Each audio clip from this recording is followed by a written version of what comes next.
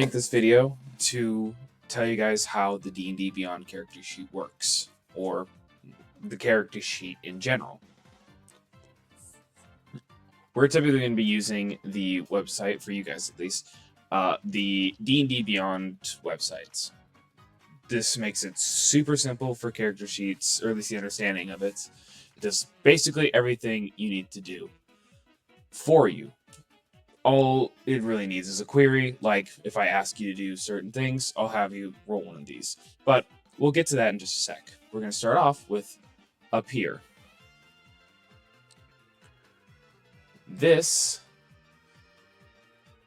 is your HP, your max HP and stuff like that. This is how you'll track how much health you have, how much damage you have taken, and stuff like that. This little shield icon right here, this is your AC, or armor class for short. And this is what I would need to roll to hit you. Your initiative bonus and proficiency bonus, don't really need to worry about that right now. Right here is your walking speed. This is how far your character can move in a combat. We'll get to that in a bit as well. But these are some of the actions, not actions, but some of the things you worry about in combat. So, going on from that, we'll start with some more of the basics. You'll see these 6 boxes up at the top. Strength, dexterity, constitution, intelligence, wisdom, and charisma. Strength is relatively how hard you'll hit something. Dexterity is how up and about you are, like with how sneaky or how many flips you can do. Constitution is how much you can take, like how well you can take a punch. This constitutes for your HP and other types of saves. Your intelligence is book smarts, how well you can recall knowledge given about certain subjects. Wisdom is more street smarts, how well you're able to notice certain things out of place. And then charisma is how well you can talk to people. Going on from there is you'll have these skills down the middle. These are just, well, as I said before, skills. Certain roles will require these skills. So, like, if you're trying to lie to somebody, you would roll a deception check. If you are trying to do you're trying to do a backflip competition, you would do acrobatics for that. You're trying to sneak around, you do stealth. Basically, anything that is out of combat, you would do with this. Or sometimes in combat, like if you're trying to talk down a nasty ogre who's trying to eat you, you're like, hey, I don't really taste that good. Maybe you can eat donkey next to us. You roll a persuasion check for that, for example. Moving on from that is this box up here in the corner. These are your saving throws. Saving throws are, well, as the box is showing, certain roles require a saving throw for like abilities, like a bomb going off underneath you. You want to try and get out of the way of that to minimize as much impact as possible and damage. So you do a dexterity save, or you would do a constitution save based on like if you're poisoned or you got hit and you're stunned. You need to roll constitution saving throw to make sure you don't get stunned. These boxes you don't really need to worry about too much, but they're good to know as well. These are passive, so these are what you can notice off the top of your head, depending on how high they are. So yours being a passive 16, insight is the stat for telling, like knowing when somebody's lying. So it's pretty useful. So, going on from there is we're going to be going into a basic round of combat. So, how a basic round of combat works is that you'll have an action, a bonus action, and movement. Here, let me remove this real fast. But combat starts relatively with initiative. So this is where this comes in. So you click on your character, go back to the D&D Beyond character sheet. You're going to click where it says initiative. You're going to want to click this red B, or the letter, or the thing that pops up that says letter B. You click that, and it'll send it straight over to Roll20, and it's automatically tracked. So we're just gonna add this guy, and let's say that he rolls a 10, right? So you would go first since you have the higher number. So normally what you would do in this situation is find out how much distance you are, like how far away he is. So you have a walking speed of 40 feet. So each one of these squares represents 5 feet of movement. I'll go ahead and write that down.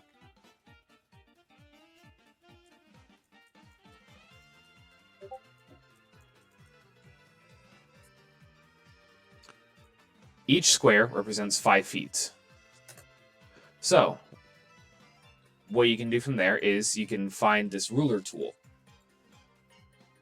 And this is relatively useful for certain types of classes as well. You can change it depending on, what ability is used. Squares, you can create a square. Circle for like bombs and stuff like that where you want it to go. Cone. And then beam. But if you want to judge distance from where you are currently, you'd use the line. So 5, 10, 15, 20, 25, 30, 35, 40. So 45 feet exactly. So you take your character. You can use either the arrow keys, or you can just drag and drop your character into place. Now, that is movement. Movement does not cost any form of economy, or action economy as we call it. It just uses how much movement you can use in a turn. So, you can do one of 3 things in this single turn of combat. As a monk, you have actions, bonus actions, all that, the same as any other class, but you have specific ones. So, for example, your action, monks work best with their fists. Once you are within one of these boxes, here I'll zoom in for you a little bit. These boxes represent his range. So as long as you're swinging within 5 feet of a target, you can hit them. Certain weapons, like spears and stuff like that, have a longer reach, so you can reach from 10 feet away. But that's getting a little ahead of ourselves. So what you do is you go to the Unarmed Strike tab, and then click the red 20. And we'll say that you rolled an 8 and you hit. You then go from here, and you'd click where it says roll damages. You'd click down here, and automatically rolls it for you. Now, in this situation, you have a bonus action. So you can use a bonus action, and monks have various ways to use bonus actions. They can use it to double their movement speed, so this 40 becomes 80 for a turn. And you can run super far away, super fast, and you are able to do the dodge and disengage action.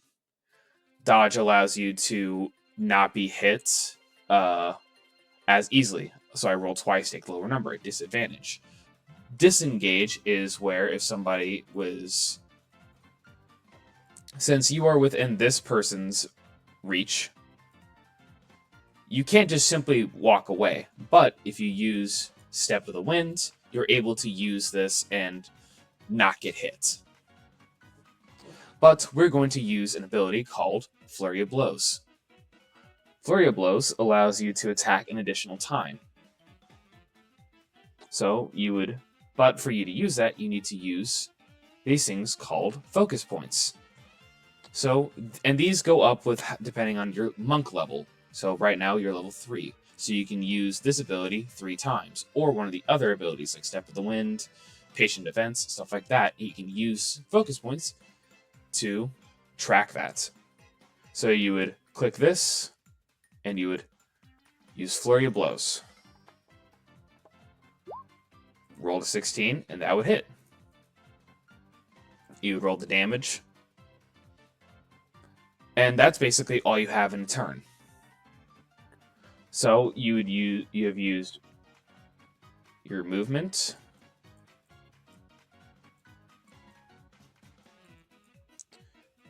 your action, and your bonus action.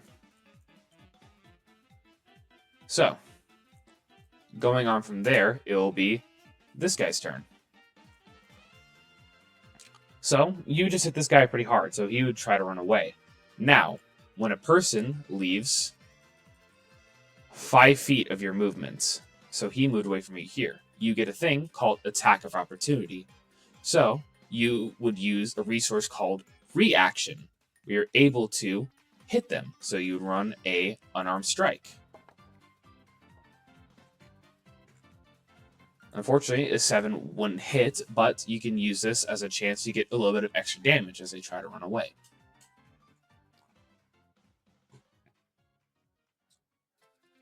And obviously, you know, there are some other little niches and stuff like that.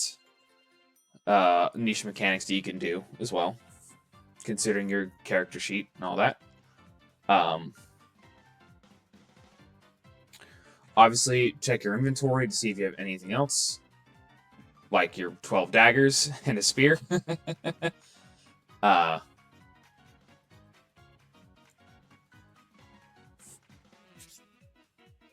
But other than that, those are some of the basics.